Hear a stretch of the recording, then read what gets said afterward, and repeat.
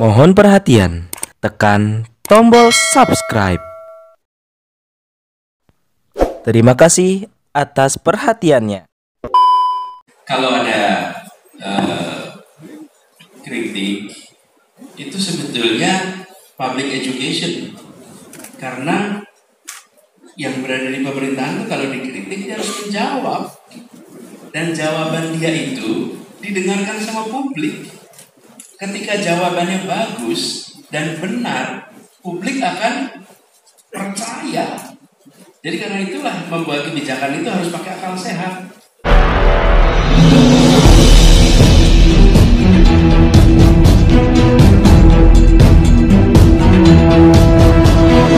Saya Yasir Muhammad, driver online Depok.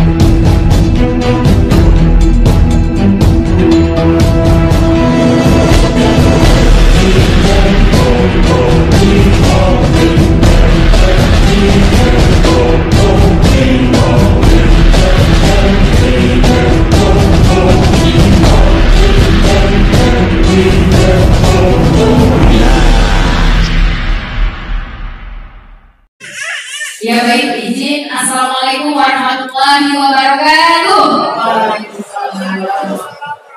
Terima kasih atas kesempatan yang telah diberikan. Baik, langsung saja izin menyampaikan Bapak, saya dari Sulawesi Selatan. Terima kasih Bu, ini Izin Bro Anis menyampaikan saya dari Unpad dari Sulawesi Selatan. Kami bergerak jauh, Bapak Bro Anis. Perempuan muda Sulawesi Selatan yang terinisiasi dan juga perempuan desa official. Langsung saja kami punya program pemberdayaan di desa yang dimana ini tujuan kami untuk mendekatkan diri dengan akar rumput. Banyak yang mencintai Bro Anis, banyak yang menyukai program-program itu dan kita menyentuh salah satu pemberdayaan lebih ke program untuk pengembangan ekonomi mereka dan juga bagaimana mereka bisa merdeka secara finansial. Seperti apa kira-kira harapan Bro Anis untuk perempuan khususnya yang kami kawal di desa agar kemudian kami punya kekuatan untuk menyatukan persepsi bahwa Bro Anis siap mengawal harapan-harapan perubahan khususnya yang pro kepada perempuan dan juga Bro Anis siap mensupport kita perempuan-perempuan desa khususnya. Mungkin itu. Oke, ya, ya, saya tanyakan pertanyaannya, apa yang mau dilakukan Bro Anis terhadap perempuan, termasuk perempuan desa yang lemah? Itu ya pertanyaannya. Oke, berikutnya, langsung ya. Ini. Langsung. Ya. Oke, terima kasih. Perkenalkan, nama saya Safrian Ninggarani. Saya dari Jakarta Timur. Saya juga dari ruang berbagi dan mengajar. Untuk pertanyaan saya, simpel saja. Di sini saya menanyakan mengenai KKB yang sampai saat ini masih menjadi masalah besar menurut saya. Untuk ini, apakah menurut Bro Anis, apakah ini menjadi suatu ancaman besar bagi negara? Dan kemudian bagaimana cara untuk menanggulangi kemudian solusi untuk KKB sendiri. Terlebih kita kan banyak aparat-aparat negara yang dikirim ke Papua sendiri dan bahkan di antara mereka gugur karena dampak menembak dari oknum-oknum tersebut. Jadi ini menurut saya menjadi suatu kasus yang besar atau ini menurut pertanyaannya sudah kita tangkap dari awal. Bagaimana menyelesaikan kasus di Papua terutama terkait Soko KKB? Oke, silakan. Ada dari anak muda. Ya. Langsung saja. Saya Regolazir dari Bank ABW. Mungkin langsung jangan dipotong. Bro Anis, saya pernah bekerja untuk Bapak, saya kenal Bapak sebagai Bapak transportasi, Bapak integrasi transportasi. Jadi saya sudah kenal rekam jejak Bapak selama 5 tahun di DKI. Tapi selepas Bapak mungkin sudah menjabat di DKI, saya juga tetap bekerja di ranah kementerian dan DKI. Saya melihat banyak sekali kasus-kasus ternyata masih banyak kasus pungli atau saya bilang fraud dalam lintas ASN itu. Dan kemarin per 2-3 hari lalu saya sedih sekali karena mendengar ternyata gaji ASN mau ditingkatkan 8%. Jadi saya mau bertanya kepada Bapak, Bro Anies, apa kira-kira mudah-mudahan apa kira-kira rencana Bapak untuk rencana Bro Anies untuk bisa menuntaskan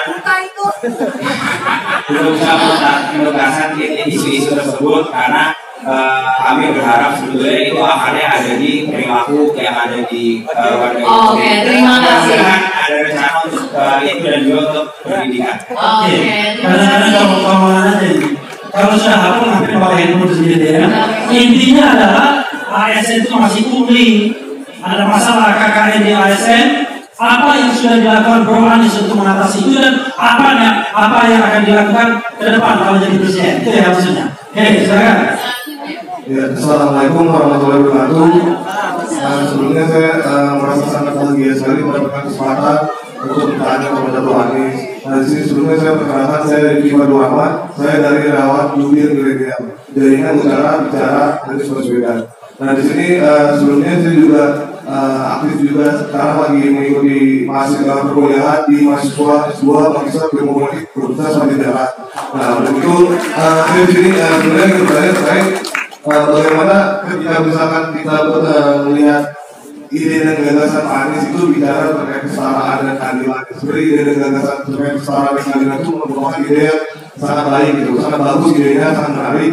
Namun kalau misalnya kita melihat terkait realita yang sekarang ya, ketika misalkan bicara kesetaraan dan keadilan, ketika apabila kita melihat dalam arti membuka lapangan pekerjaan itu seringkali terjadinya praktik-praktik nepotisme gitu. Nah, bagaimana ketika misalkan Bapak Anies Baswedan bukan apa ya, Bro Anies Baswedan tidak terpilih sebagai presiden dalam meminimalisir adanya praktik-praktik nepotisme gitu. Terutama terkait pada seleksi di misalkan di daerah sama seleksi pekerjaan lainnya gitu. Mungkin itu seleksi kalau meminimalisir terjadi praktik nepotisme gitu. Nah, sebelumnya saya juga ingin menyampaikan apabila saya sekarang tuh S2 lagi ingin meneliti terkait kebijakan bumi Anies. Jadi kebijakan melakukan proporsional Pak gimana? Mohon apabila saya diizinkan untuk mewakili Bapak nanti ketika saya ingin meneliti tesis itu. terima kasih. Yang urusan pribadi sampaikan di pribadi belakang. Intinya adalah bagaimana menghilangkan KKN ya. Waktu rekrutmen tenaga kerja, apa yang sudah dilakukan Bro Anies, track record itu penting, dan apa yang akan dilakukan Bro Anies dalam lingkup yang lebih besar. Silakan. Assalamualaikum warahmatullahi wabarakatuh. Nama saya Ari Gedes dan saya dari Barisan Relawan Indonesia. Sudah 78 tahun kita merdeka dan 25 tahun kita reformasi demokrasi. Yang jadi pertanyaan saya, sudahkah kemerdekaan kita dalam kebebasan berbicara dan kebebasan berpendapat? Saya jadi pesan Pak Anies, bagaimana cara Bapak harapan ke depan untuk anak-anak muda?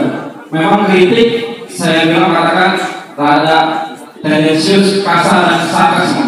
Tapi yang dari sekarang, contoh kemarin kasus Bima yang menjadi pelaporan undang-undang ITE yang sangat pasang-pasang karet. Bagaimana ini langkah ke depan menyuarakan suara-suara anak muda agar tidak terkungkung oleh alat hukum, alat kekuasaan atau undang-undang ITE. Semoga harapan yang saya sampaikan akan semoga. Ya, Bro Anies, biar kita tidak dipenjarakan gara-gara ngomong. Ada Undang-Undang 146 peraturan pidana tentang hoax, berita bohong. Ada ujaran kebencian Undang-Undang ITE, ada pasal-pasal pidananya. Kalau Bro Anies jadi presiden penguasa, apakah tidak kebiasaan juga memenjarakan orang yang berbeda pendapat? This the question. Oke, silakan. Terima kasih, silakan. Bro Anies, mohon perhatiannya. Saya punya pantun supaya dapat buku dari Bro Anies. Jalan-jalan ke Makassar. Pasti bertemu Tamsin Libru. Anak muda yang tegar, Bro Anies lah yang didukung. Bro Anies, saya semalam tiba di sini jam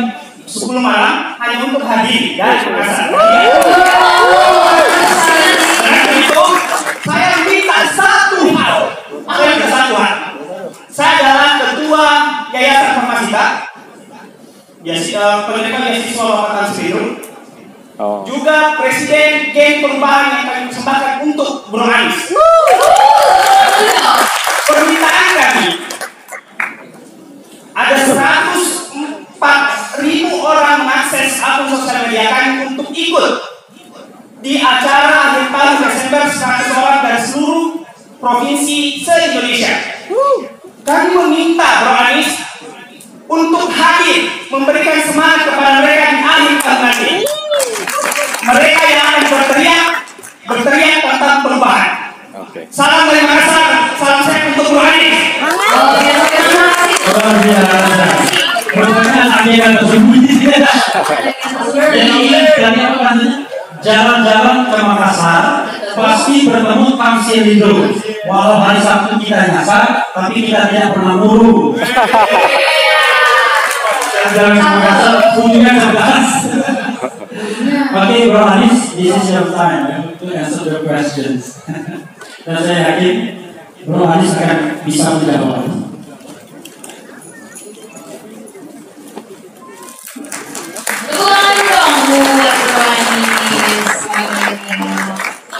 Terima kasih. Pertanyaannya keren-keren. Kasih tepuk tangan dong buat yang bertanya.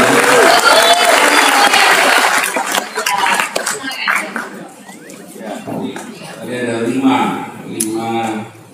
lima penanya, 1 undangan. Yang terakhir saya berarti apa gitu? Ternyata undang gitu. Bagus. Kita perlu orang yang selalu bisa melihat kesempatan. Ini pertama soal perempuan. Mana tadi yang tanya soal perempuan? Terima kasih pertanyaannya. Jadi perlindungan pada perempuan itu dimulai dengan mengkampanyekan kesadaran bahwa pandang perempuan seperti kita memandang ibu kita sendiri. Setiap bertemu dengan seorang perempuan, maka lihatlah seperti kita menghormati ibu kita. Kampanye itu harus dilakukan sehingga kita menghormati, menghargai, karena tidak mungkin kita akan memandang rendah pada ibu kita. Tidak akan kita berbuat hal-hal yang tidak patut pada ibu kita, betul tidak? Itu harus dikampanyekan masif sehingga itu menjadi kesadaran kolektif bahwa pandang itu seperti ibu, pandang itu seperti saudara, seperti adik atau kakak kita sendiri. Dengan begitu, setiap kali ada sesuatu terjadi kepada perempuan dimanapun, kita akan merespon. Kalau tidak, itu saya nggak kenal, buat apa saya peduli. Ketika ada masalah yang sedang dihadapi, apapun masalahnya di ruang publik, kita bisa tidak berbuat apa-apa. Kenapa? Kita tidak merasa dikenal, kita tidak merasa itu urusan kita. Jadi satu kesadaran. Yang kedua, negara itu harus responsif melindungi. Dan tentu perlindungannya adalah dengan memberikan mekanisme untuk pencegahan di fasilitas-fasilitas umum. Selalu ada mekanisme untuk melakukan pencegahan, dan bila terjadi sesuatu yang menimbulkan ketidaknyamanan, maka dimanapun bisa melaporkan dengan cepat. Problem utamanya adalah tidak tahu kemana harus lapor, kepada siapa harus lapor. Itu harus dilakukan. Kami di Jakarta membuat nomor khusus untuk itu, dan kita menyiapkan kerjasama dengan kepolisian antara Pemprov DKI dengan Polda, bahkan menyiapkan aplikasinya sehingga ketika ada peristiwa apapun yang dialami itu bisa direspon. Yang ketiga, di Jakarta ini kita ada tempat di mana kita memberikan istilah kita rumah aman bagi perempuan yang mengalami korban kekerasan, untuk mereka bisa berada di tempat itu terlindungi, tercover seluruhnya. Bahkan kalau di Jakarta ini pengalaman kami kerjaan, saya bisa kasih contoh Jakarta karena saya belum bisa mengerjakan di wilayah luar Jakarta. Jadi rekam saya di Jakarta. Bagi kami di Jakarta, bila ada perempuan yang mengalami kekerasan dan harus mendapatkan perlindungan, maka kami tidak lihat KTP-nya. Tidak penting dia warga daerah mana, tapi bila dia berada di Jakarta, maka kami akan dilindungi, termasuk biaya-biaya bila muncul dari mulai soal rumah sakit sampai tempat tinggal di sini, semua diambil alih oleh negara. Bentuk tanggung jawab ini adalah cara kita menghormati perempuan yang mengalami tindakan-tindakan yang tidak sepatutnya. Lalu yang kita siapkan juga adalah fasilitas tambahan khususnya kepada ibu hamil. Karena ibu hamil membutuhkan fasilitas tambahan yang tidak dimiliki oleh atau kebutuhan yang dimiliki oleh yang lain. Nah, kebutuhan ini harus fasilitas. Jadi itu contoh ya bagaimana kita melihat. Tapi semuanya bermula dari cara pandang. Bila cara pandang kita itu menghormati, menghargai, maka kita siapkan kebijakan turunannya. Itu pertama. Yang kedua soal fraud, penyimpangan dan lain-lain. Begini, tentu mulainya dengan memiliki aturan main, kemudian transparansi. Transparansi itu kata kunci dalam semua kebijakan, dalam semua eksekusi, transparansi. Lalu lagi-lagi, bila ada penyimpangan, harus tahu kemana harus lapor. Problem utamanya adalah kita ketemu penyimpangan, terus kita nggak tahu kemana harus lapor. Itu nomor satu. Selama kita tidak punya tempat untuk harus lapor, maka penyimpangan itu terjadi, dan melawannya biasanya cukup pakai ini teman-teman, akhirnya pakai HP. Pakai HP itu kan mekanisme pelaporan kan, tapi laporannya pada publik, laporan pemerintah, negara harus menyiapkan sehingga ketika ada fraud dan lain-lain itu bisa dikendalikan. Dan ini di negeri manapun kalau ada peluang dan ada insentif, maka potensi untuk melakukan fraud itu selalu ada. Dan berikutnya ada mekanisme hukuman sehingga tindakan pelanggaran itu dihukum yang menjerahkan. Kalau dilaporkan tapi tidak diproses dan tidak dihukum, maka itu tidak menjadi sesuatu yang kredibel. Di sisi lain, teman sekalian, ada pelanggaran itu ada jenisnya. Ada yang melanggar karena kebutuhan, ada yang melanggar karena keserakahan. Kalau yang melanggar karena kebutuhannya harus diselesaikan. Kalau tidak, pelanggaran itu akan terjadi terus. Kalau orang gajinya hanya cukup untuk 20 hari, maka 10 hari berikutnya mau berapa? Dan di situ harus bereskan sehingga dia cukup untuk hidup 30 hari, itu harus bereskan. Sampai kapanpun persoalan akan muncul. Kenapa? Karena biayanya tidak cukup untuk atau pendapatan tidak cukup untuk hidup. Yang kedua, pelanggaran karena keserakahan. Kalau keserakahan itu gaji berapapun akan fraud terjadi. Nah, menghadapi keduanya beda. Yang satu diselesaikan dengan kebutuhannya terpenuhi, yang keserakahan itu diselesaikan dengan hukuman yang menjerahkan. Karena hukuman menjerahkan itu yang membuat keserakahan itu bisa kemudian tadi mau wawancara boti, boleh nanti kita atur wawancara boti ya. Mekanisme untuk rekrutmen, transparansi, dibuka informasinya. Semua yang sifatnya seleksi itu harus ada transparansi proses, transparansi hasil, karena itu yang akan mengawasi dan menghindarkan dari praktek-praktek nepotisme. Selama tidak ada transparansi, ruang itu akan besar. Jadi transparansi itu kunci yang harus ada. Lalu ada pertanyaan KKB. KKB sebenarnya saya cenderung untuk tidak mengomentari soal KKB itu. Kenapa? Karena sedang terjadi situasi di lokasi. Jadi biarkan itu harus diselesaikan supaya tidak juga menambah kompleksitas di dalam penanganan yang sekarang sedang terjadi di Papua. Tapi prinsipnya bahwa kita ingin ada damai, dan damai itu bukan ditandai dengan tiadanya konflik kekerasan. Ini pegang, damai itu ditandai dengan semua merasa ada keadilan. Di situ ada kedamaian yang sesungguhnya. Jadi cari jalan keluar yang menimbulkan rasa keadilan. Lalu insya Allah konflik itu akan tiada. Jadi disebut damai itu bukan karena tidak ada tembak menembak, tidak ada perseteruan, tidak ada konflik, damai itu ditandainya dengan hadirnya rasa keadilan. Jadi itu yang kita tuju, ya.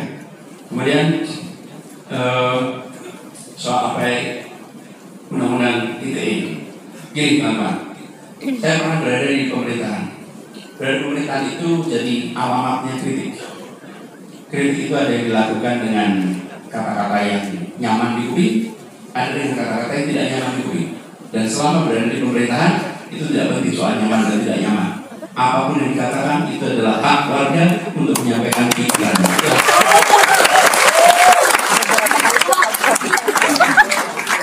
Saya tidak pernah menuntut siapapun. Padahal kalau lihat dosisnya agak lumayan untuk barang-barang. Masih jati banget. Tidak pernah menuntut orang proses. Biarkan saja. Kita kalau ada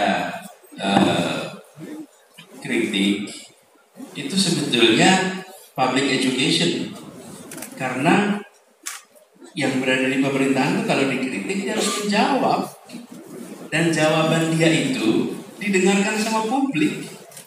Ketika jawabannya bagus dan benar, publik akan percaya. Jadi karena itulah membuat kebijakan itu harus pakai akal sehat.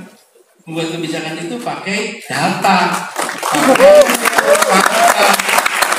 Sehingga ketika ditanya dan dikritik bisa menjawab dengan data, fakta, dan perlu marah. Kenapa? Lawang memang bisa dijelaskan kok. Kan problemnya apa? Kalau kebijakan itu sebetulnya nggak bisa dijelasin. Terus ketika dikritik jadi sensitif. Tapi kalau memang kebijakannya masuk akal, kepentingan publik, pakai data, ya tinggal dijawab, tidak ada masalah. Jadi karena itu saya merasa tidak perlu ada aturan-aturan yang melarang kritik. Bahkan pasal-pasal karet itu harusnya direvisi. Karena itu sudah merepotkan. Dan banyak dari kita yang mengalami pelayanan publik yang salah ketika melaporkan, justru dilaporkan. Ketika bercinta pada publik, dilaporkan. Bukan hanya pada pemerintah. Ada pelayanan, misalnya pelayanan bengkel, ternyata bengkelnya nggak melayani dengan benar. Kita menceritakan di sosmed, bisa kena tidak itu? Bisa. Nah itu karet itu yang harus ditiadakan. Supaya kebebasan berekspresi itu terjaga dan akal sehat itu dijaga. Rasanya udah jawab semua, teman-teman sekalian. Sudah jawab semua ya? Udah jawab semua. Terima kasih loh. Sudah terjawab ya semuanya. Ya, saya kasih tebak-tebakan boleh gantian? Mau tebak-tebakan nggak? Boleh kasih, ya? Oh undangan boleh. Nanti kalau soal undangan itu soal jadwal aja. Ya ada boleh. Secara prinsip siap hadir, apalagi ke Makassar. Di sini hadir Bro Zaitun Rasmin mana? Saya panggilnya Bro pertama kali nih Bang. Bro Zaitun Rasmin. Daripada kena denda kan. Bro Tamsil. Ini Makassar, Sumatera Selatan, Sulawesi Selatan.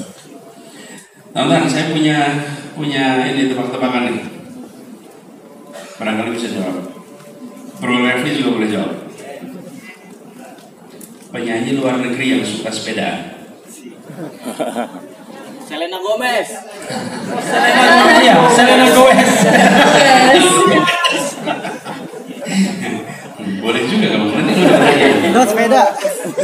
Kalau artis Korea siapa yang muncul pas lagi mati lampu? Kim Jong Kook.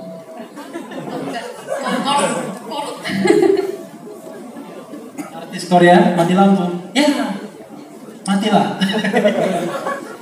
Jin, BTS, Jin Sen.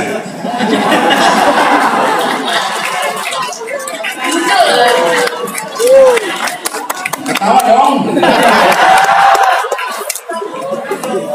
Jadi milenial yang dikomando. Sebentar. Saya boleh nggak tebakan? Boleh. Tanggal berapa Bro Anies lahir? Oh, tanggal berapa? Tanggal 7 Mei. Tahun 69. Benar nggak? Tambah lagi, pasarannya apa?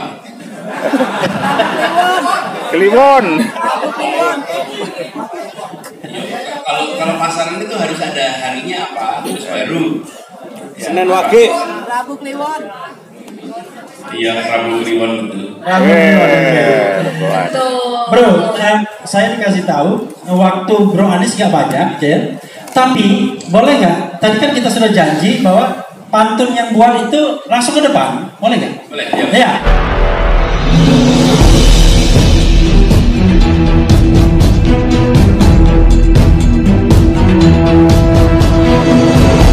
Muhammad, driver online Depok.